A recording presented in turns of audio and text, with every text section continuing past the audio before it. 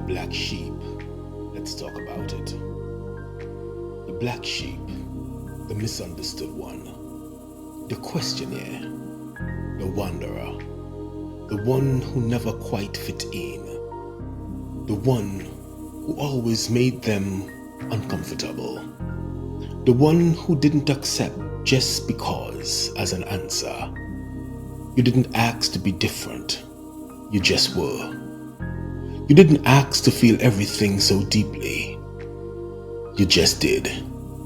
You were born into a family with rules you didn't write, traditions you didn't resonate with, wounds that weren't yours, but somehow they expected you to carry them.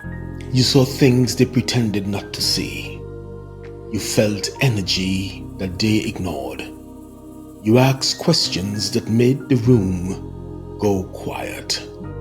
And for that, you were labeled, called rebellious. You were called disrespectful, ungrateful, too much, too intense. You were identified as being too sensitive. But here's what they never understood. You weren't breaking the family. You were breaking the cycle. You were breaking the pattern. But let's go deeper.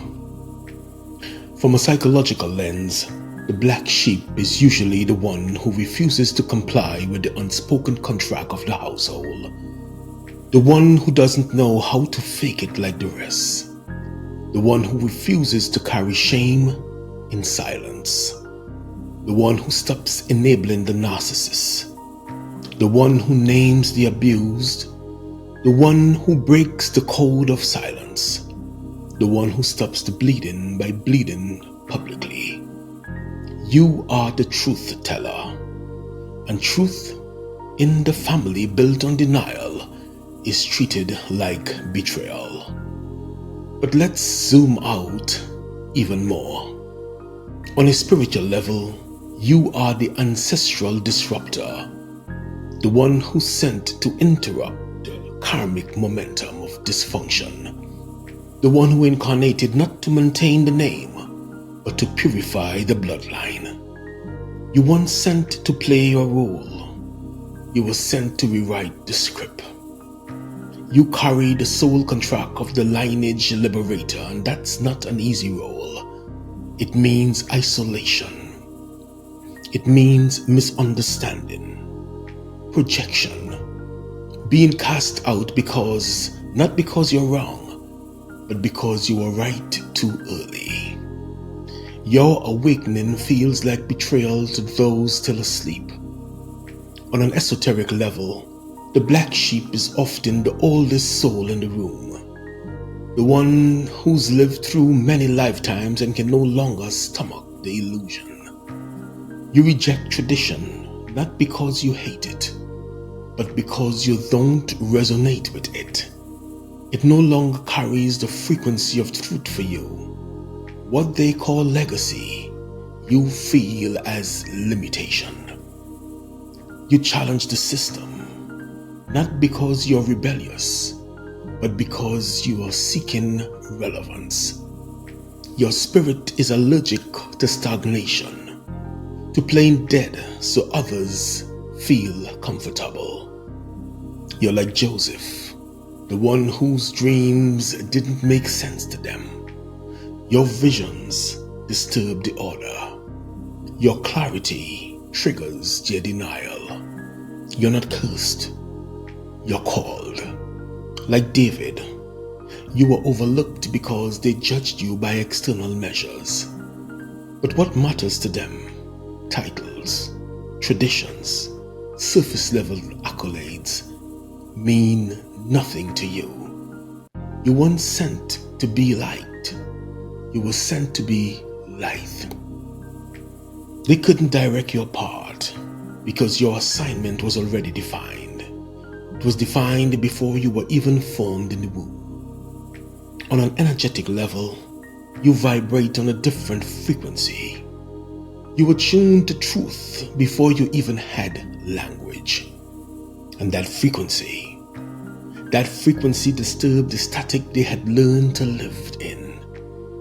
You weren't out of sync. You were vibrating from the future.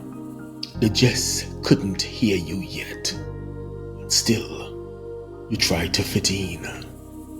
You tried to be smaller, to be quieter, to be nicer, easier to digest.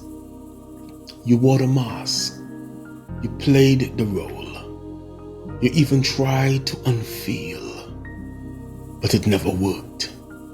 It never worked because you were never meant to blend in.